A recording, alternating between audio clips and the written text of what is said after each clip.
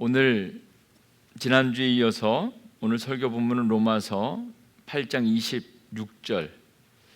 원래는 훨씬 더 길었는데요, 우리 청소년들 그리고 청소년부 전사님이 초대해 주셔서 수련회 함께 참석하고 저도 같이 캠핑하고 숲속에서 지내면서 어젯밤에 오늘 예배를 생각하면서 본문을 좀 줄이고 말씀을 좀 줄여서 오늘 이 시간에 함께 여러분과 함께 나누고자 합니다.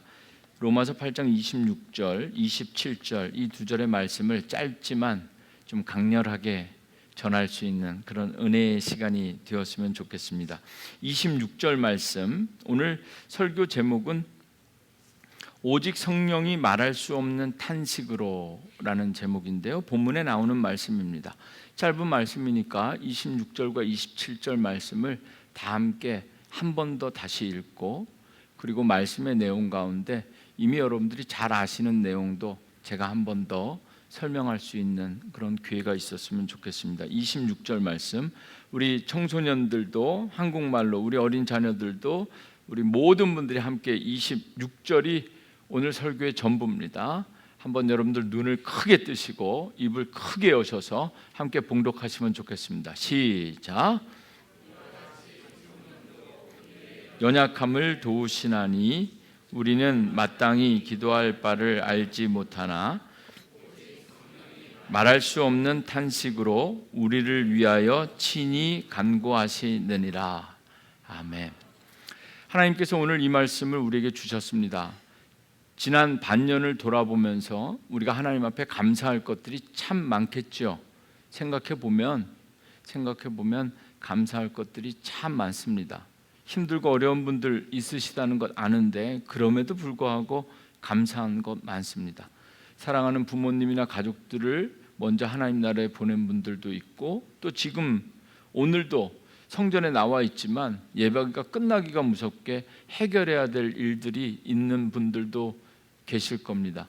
그럼에도 불구하고 우리는 하나님 앞에 참 감사한 것이 많은데요, 그런 일상의 감사를 넘어서 우리가 읽고 있는 로마서 말씀, 로마서 8장을 통해서 이 26절, 정말 맥추감사주일에 우리가 하나님 앞에 감사한 것, 이 26절 말씀 그대로 이와 같이 우리 지난주까지 로마서 8장을 읽으면서 세 가지 총 9가지를 확인했습니다. 첫 번째 세 가지는 세 가지 복음의 메시지, 다 아실 줄로 알고 다시 한번 설명 안 하겠습니다.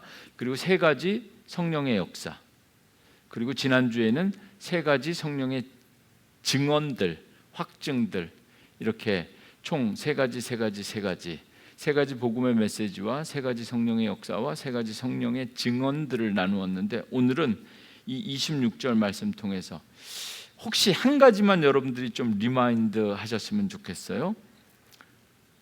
성령께서 내 안에서 역사하시면, 성령께서 내 안에 계시고 성령께서 내 안에서 살아서 역사하시면, 성령님께서 증언하는, 확증하시는 것이 있는데, 첫째는 지난주에 빚진 자, 은혜 받기만 하지 말고 은혜 갚으면서 살아야 된다. 빚진 자라는 것을 성령께서 증언해 주신다는 거죠. 두 번째는 뭐죠? 하나님의 아들이라는 것, 양자의 영으로 오셨기 때문에 우리를 아빠, 아버지라고 하나님을 부를 수 있는 그런 자녀된 권세를 우리에게, 너는 하나님의 자녀야, 너는 꽃이야, 햇살이야, 하나님이 너무 기뻐하신대, 이렇게 성령님께서 말씀하시는 거죠. 그리고 세 번째가 상속자입니다. 그런데 상속자인데, 하나님의 상속자인데 사도 바울은 그냥 상속자가 아니라 그리스도와 함께한 상속자, 그리스도와 함께 영광만 받는 것이 아니라 고난도 받아야 된다, 이렇게 말씀했습니다. 참 기쁘고 감사하면서도 부담스러운 것은 상속자, 하늘과 땅의 모든 권세, 하나님을 아버지라 부르며 내가 자식이 되었으니 하나님의 모든 것을 내가 물려받을 수 있는 이 엄청난 특권인데, 사도 바울은 이 엄청난 특권 전에 그리스도와 함께한 상속자로서 누구든지 이 그리스도와 함께 영광을 누리려거든 십자가를 상속받아야 된다, 고난을 상속받아야 된다, 이 고난을 상속받기 위해서 필요한 믿음이 소망입니다. 여기까지 이야기한 다음에 이 26절 이와 같이 그리스도와 함께 하나님의 상속자가 되기 위하여 십자가와 고난을 상속받아야 하고 그런 고난을 견딜 수 있는 소망의 믿음으로 살아야 한다면 이와 같이 우리가 그 예수 그리스도와 함께 고난받고 십자가를 상속받는 것이 우리의 힘으로 우리의 의지로 노력으로 되지 않으니까 이제 설명하는 겁니다. 26절에 이와 같이 성령도 우리의 연약함을 도우시나니.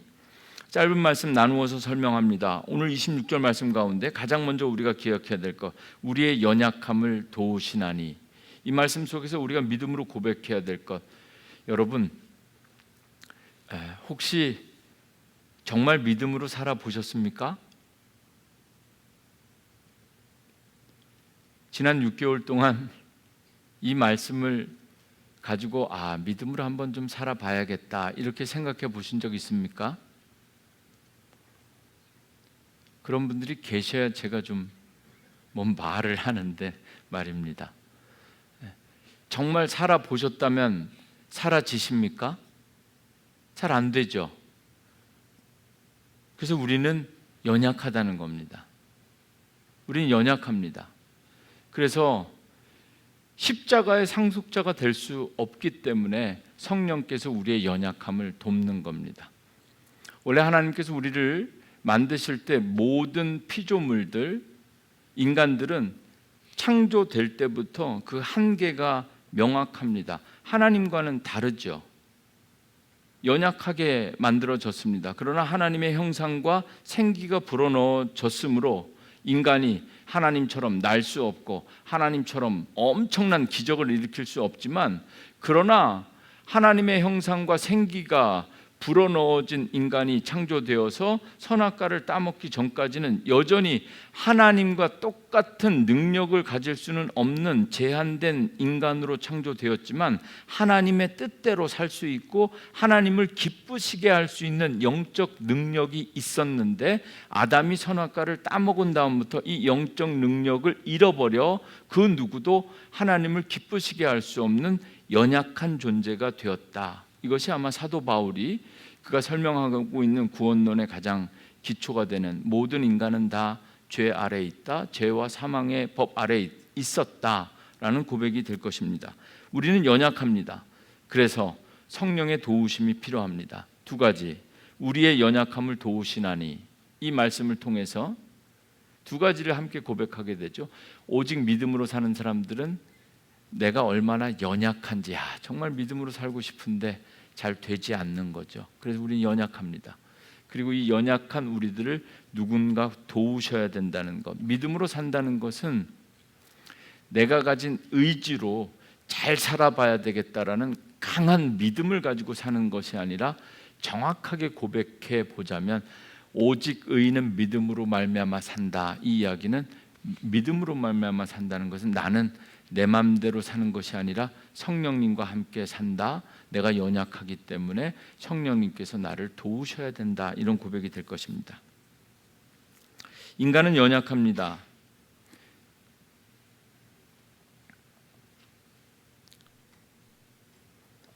제가 이렇게 쭉 훑어봤는데 다 연약합니다. 강한 것 같지만 참으로 우리는 연약합니다.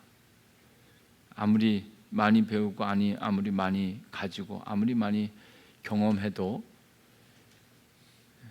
전쟁 앞에서 연약하고 엄청난 지진과 같은 재난 앞에서 우리는 연약하고, 그리고 저조차도 되게 그럴듯하게 여러분들 앞에 이렇게 서 있는 것 같지만 뒤에서 나에 대해서 이상하게 얘기하는 것 같은 낌새만 하나 보여도 다 때려치고 싶은 그런 연약한 존재입니다. 인간은 연약합니다. 그래서 믿음으로 사는 사람들 정말 믿음으로 살아야 됩니다. 그리고 인간은 연약할 뿐만 아니라 악합니다. 선한 것 같지만 참으로 악합니다. 믿음으로 살아보셨다면 다 아실 겁니다. 성령께서 우리의 연약함을 도우십니다. 그리고 성령께서 우리의 악함을 손으로 바꾸십니다. 아멘 하시면 좋겠습니다. 두 번째, 우리는 마땅히 기도할 바를 알지 못하나. 모든 인간이 예수를 영접하여 속사람이 새롭게 되었다 할지라도 겉사람에는 여전히 죄가 남아있기 때문에 오직 믿음으로 살려는 사람들에게 중요한 것이 기도입니다. 간단하게 말씀드리겠습니다. 우리 자녀들이 있기 때문에 믿음으로 살려면 반드시 필요한 것이 기도입니다. 믿음으로 산다는 것은 기도하며 산다는 겁니다. 여러분, 교회 다니면서 은혜 받아보신 적 있으십니까?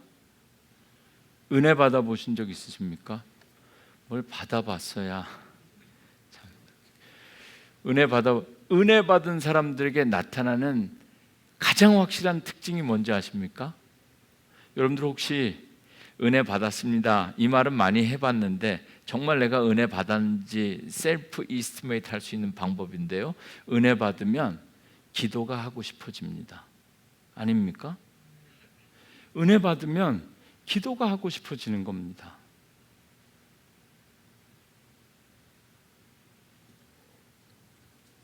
오늘 사도 바울은 우리는 마땅히 기도할 바를 알지 못한다.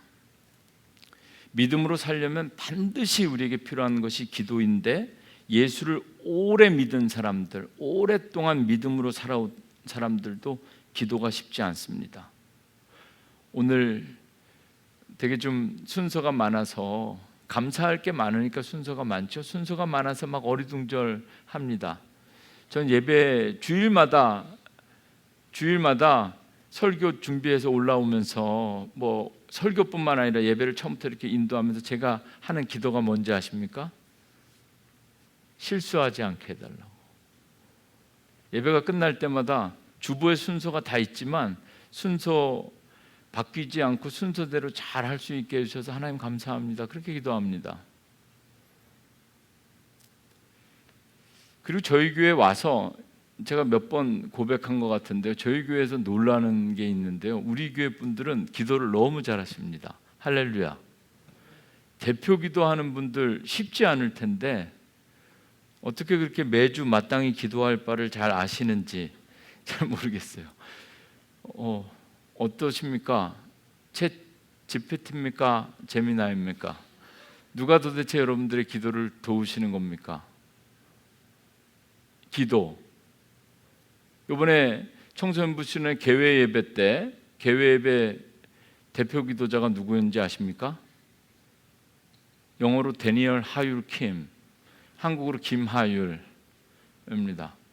같이 온 친구들을 위해서 영어로도 준비하고 한국말로도 준비하고 차 타고 가면서 아버지인 담임 목사에게 요런 기도의 내용을 이렇게 디스커스하면서 같이 갈 수 있어서 제가 참 기뻤는데, 그런데 실제 기도하는 걸 들어보니까 준비한 대로 그대로 잘 안 되더라고.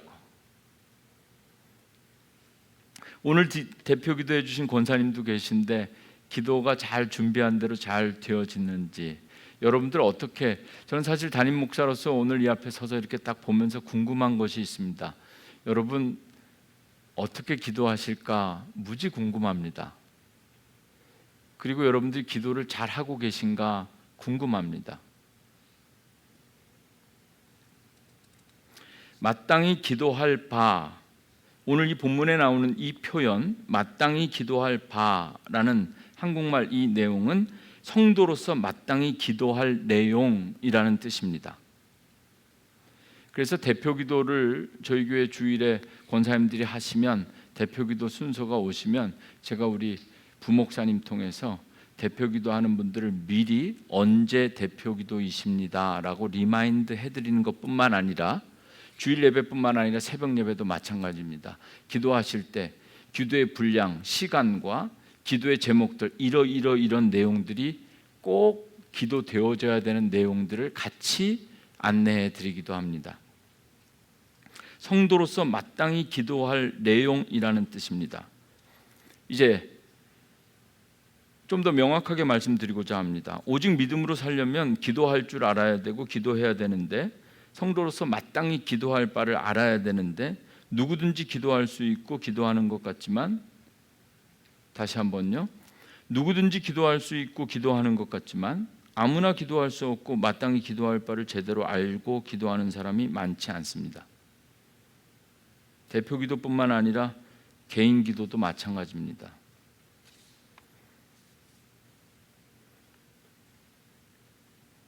그래서 성도들과 함께 어디 가서 수련회를 가든 뭘 하든 다 목사가 해야 됩니다. 식사 기도도 목사가 해야 되고, 차가 출발할 때도 기도해야 되고, 목사님뿐만 아니라 목회자들뿐만 아니라 성도는, 믿음으로 사는 사람들은 기도해야 되고 기도하는 법을 배워야 되고, 특별히 오늘 사도 바울은 마땅히 기도할 바를 우리는 알지 못하기 때문에 이 연약함을 성령님께서 도우신다, 이렇게 고백하고 있습니다. 오랫동안 믿음으로 살아온 사람들도 기도가 쉽지 않습니다. 마땅히 기도할 바를 알지 못하는 거죠. 오늘 이 말씀 읽으면서 이 말씀은 사도 바울이 지금 우리의 신앙을 아주 엄청나게 예리하고 정확하게 진단하는 것이다, 저는 이렇게 동의하였습니다. 우리는 마땅히 기도할 바를 알지 못한다. 놀라운 것은 너희가 마땅히 기도할 바를 알지 못한다라고 표현하는 것이 아니라 사도 바울이 우리 자신을 포함해서 나나 너희나 우리는 마땅히 기도할 바를 알지 못한다. 여러분, 신약 성경에 나오는 인물들 가운데 사도 바울은 위대한 사람입니다. 사도 바울이 쓴 편지가 그대로 말씀이 됩니다. 이방인을 위해 선교했던 놀라운 사람입니다. 그런데 사도 바울이 자기 입술로 자기 자신을 포함해서 우리는 믿음으로 사는 사람들, 하나님을 사랑하고 하나님의 부르심을 받은 우리는 마땅히 기도할 바를 알지 못한다.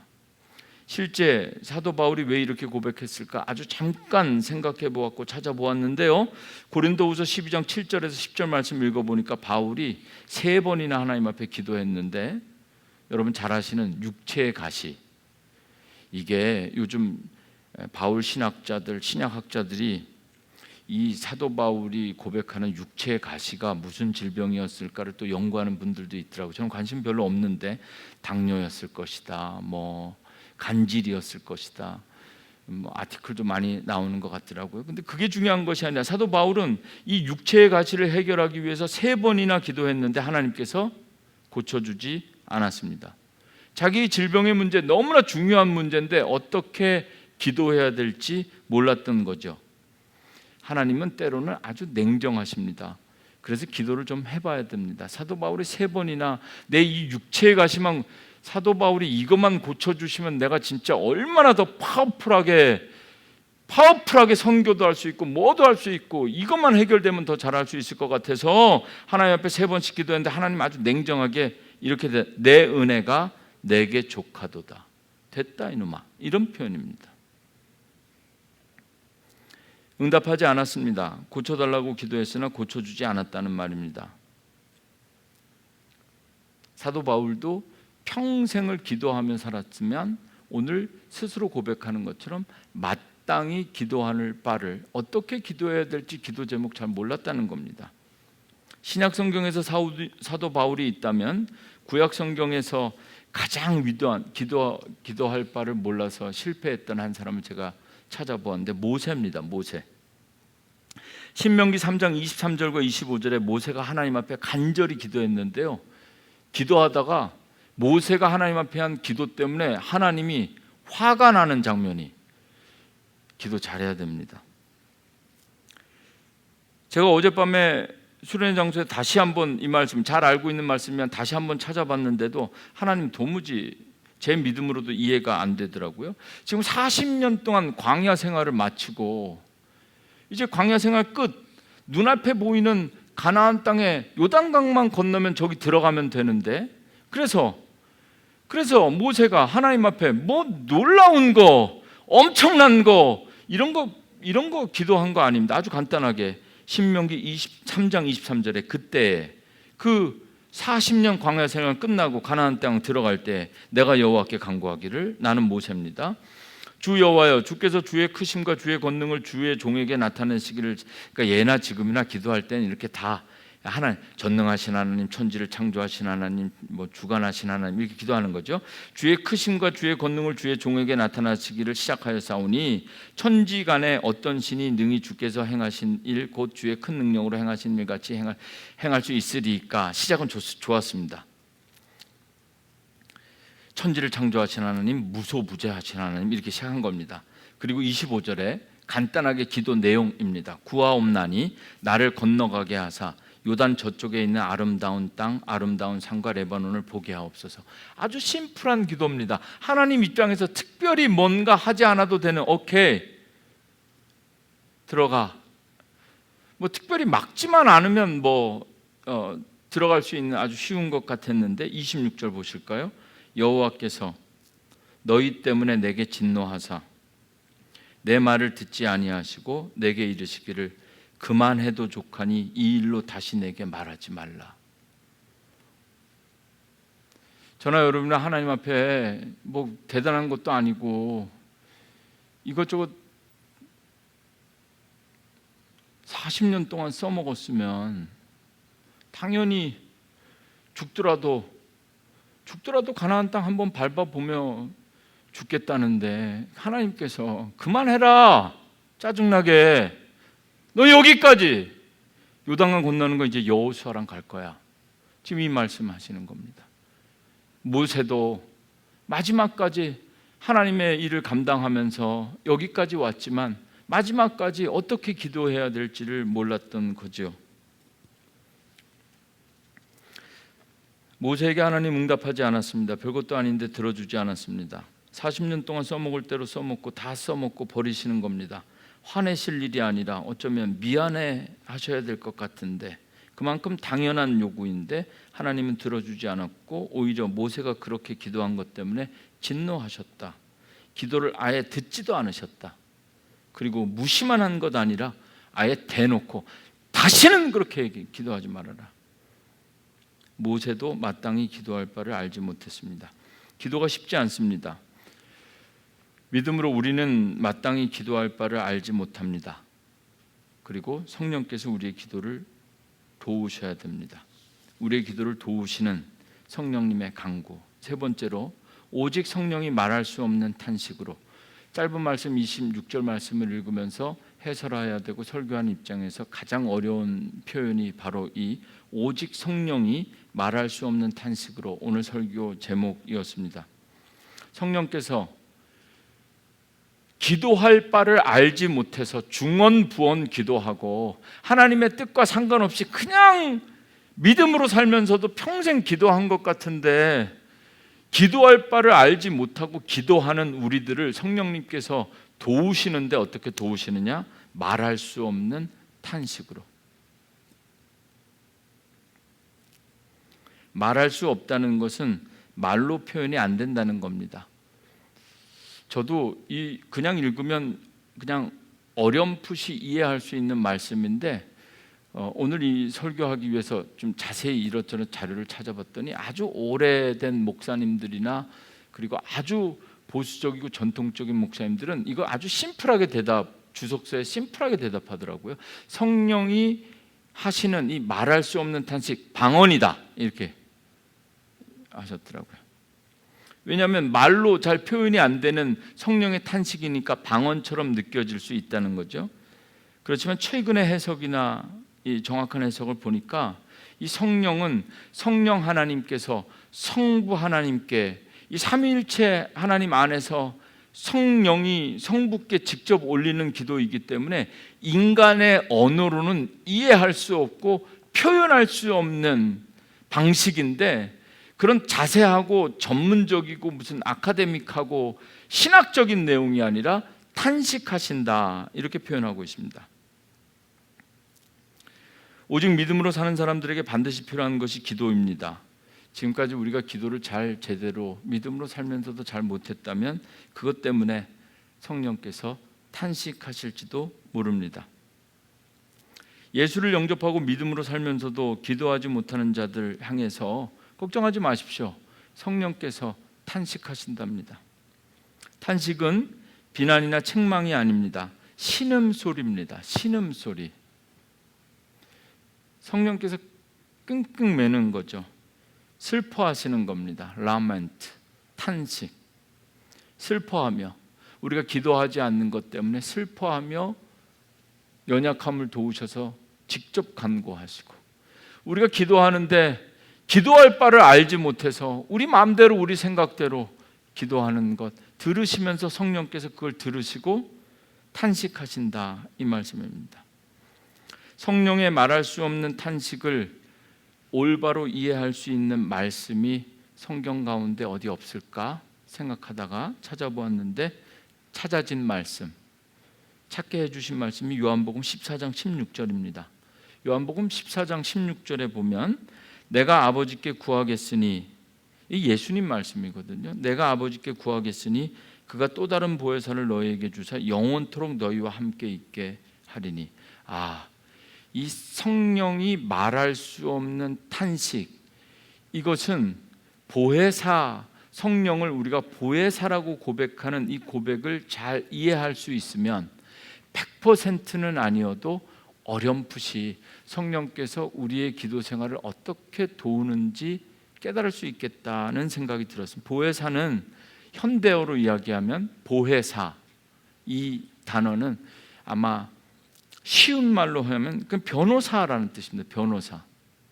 여러분 혹시 죄를 짓거나 누군가에게 고소를 당해서 재판 받아 보신 적 있습니까? 있습니까? 저 한 번도 없어가지고 잘 몰라서 여쭤보는데요. TV나 이런 데서 보면 고소당한 사람이 혼자 법원에 나가는 것이 아니라 변호사랑 같이 나가죠.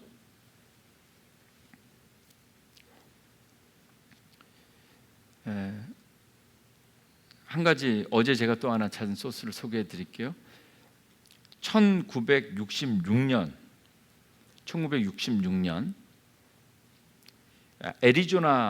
미국 애리조나 주에서 있었던 일인데요.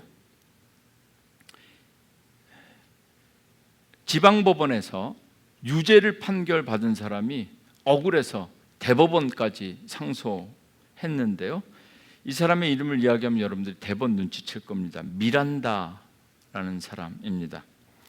1966년 미국 연방대법원에서 범죄를 저지른 미란다가 자신의 권리를 모른 채 이것저것 경찰의 수사 과정에서 묻는 대로 답하고 아는 대로 설명하고 기억나는 대로 표현했더니 유죄가 되었습니다. 자신의 권리를 모른 채 자백한 것을 강압적인 수사라 판단하여 이미 선고된 유죄를 기각하면서 대법원에서 기각하면서 이 사건 때문에 미란다 원칙이라는 게 생겼습니다. 당신은 묵비권을 행사할 수 있으며 당신이 한 발언은 법정에서 불리하게 사용될 수 있습니다. 당신은 변호인을 선임할 수 있으며, 이런 얘기 처음 들어보죠? 살면서 처음 들어보셔야 됩니다. 귀가 닳도록 들어보신 분들이 있으시죠. 당신은 변호인을 선임할 수 있으며 질문을 받을 때 변호인에게 대신 발언하게 할 수 있습니다. 변호인을 선임하지 못할 경우 국선 변호인이 선임될 것입니다. 이게 미란다 원칙입니다. 성령께서 그렇게 도우신다는 겁니다. 조금이라도 이해가 되셨으면 좋겠습니다. 보혜사, 요한복음 예수님께서 약속하신 성령님은 보혜사인데 그 보혜사는 변호사입니다. 하나님 앞에 우리가 때로는 정말 기도하지 않아서 대놓고 묵비권을 행사하는 믿음으로 사는 사람들도 있을 수 있습니다. 어떤 때는 오늘도 성전에 나와 있지만 정말 염치가 없어서 묵비권을 행사할 수밖에 없는 성도들이 계실지도 모릅니다. 어떤 때는 너무너무 할 얘기가 너무 많은데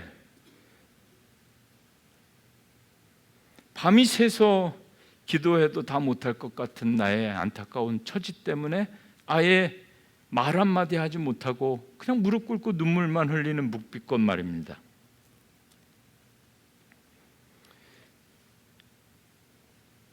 때로는 기도할 바를 알지 못해서 중언부언 했던 얘기 또 하고 했던 얘기 또 하고,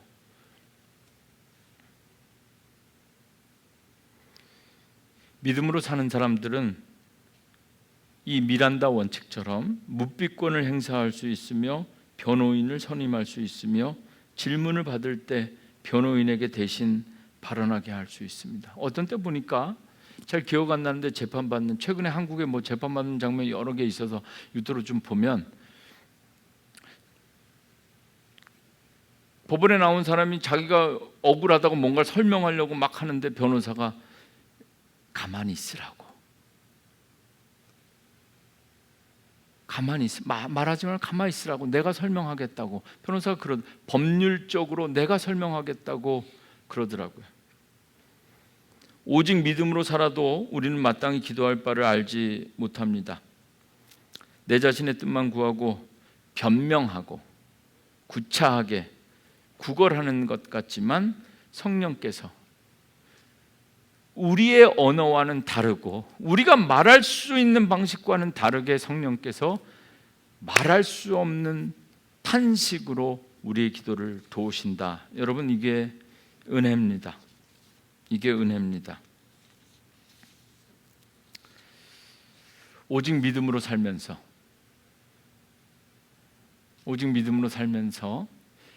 저와 여러분들의 삶 속에 든든한 변호사, 우리 성령님께서, 보혜사 성령님께서 특별히 우리의 기도를 도우셔서 마땅히 기도할 바를 알지 못한 우리가 성령님의 도우심으로 날마다 기도하게 되고 기도하는 것들이 날마다 응답받게 되는 그런 은혜가 있기를 원합니다. 맥주감사주일은 그런 주일입니다. 내가 지금까지 기도를 어떻게 했는지도 모르겠고 도대체 믿음으로 살면서 뭘 기도하고 뭘 응답받고 어떻게 하긴 한 것 같은데 마땅히 기도한 것도 모르겠고 응답받은 것도 모르겠는데 여기까지 왔다.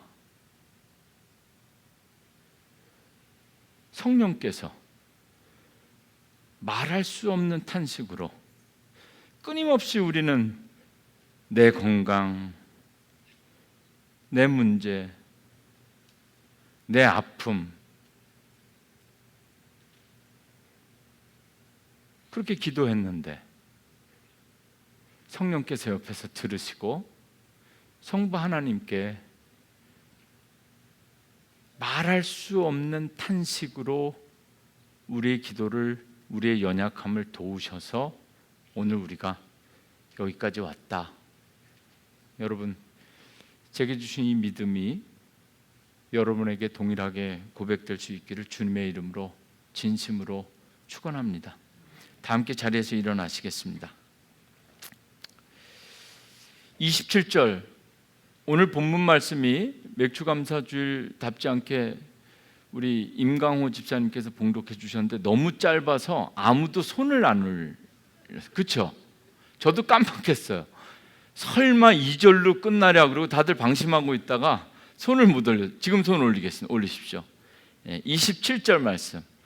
네, 하나님께서, 성령님께서 우리에게 세컨드 찬스를 주셨습니다. 오늘 말씀 27절 말씀은 우리 손 올리고 다 함께 봉독합니다. 시작. 이는 성령이 하나님의 뜻대로 성도를 위하여 간구하심이니라. 아멘. 여러분, 이 말씀 손 내리셔도 되는데요, 선체로 들으십시오. 마음을 살피시는 이는 성령인 것 같지만 성령이 아니라 성부 하나님을 이야기하는 겁니다. 우리에게 응답하실 분, 마음을 살피시는 하나님이 성령의 생각을 아시나니 말할 수 없는, 우리가 알아들을 수 없고 이해할 수 없는 탄식으로 우리를 도우셔서 성령이 하나님의 뜻대로 성도를 위하여. 오늘 사실 제가 정하고 싶은 설교 제목은 이거였습니다. 성령이 하나님의 뜻대로 성도를 위하여. 너무 완벽한 말씀 아니에요? 성령이 하나님의 뜻대로 성도를 위하여. 아닌가요? 다시 한번, 성령이 하나님의 뜻대로 성도를 위하여. 여러분, 성령님께서 말할 수 없는 탄식으로 하나님의 뜻대로 성도를 위하여. 여러분, 맥주감사주일 지난 6개월뿐만 아니라 이제 앞으로 우리가 또다시 믿음으로 걸어가야 될 우리의 앞날도 성령이 하나님의 뜻대로 성도를 위하여 간구하시고 기도하시고 인도하시고 보호해 주실 줄로 믿습니다.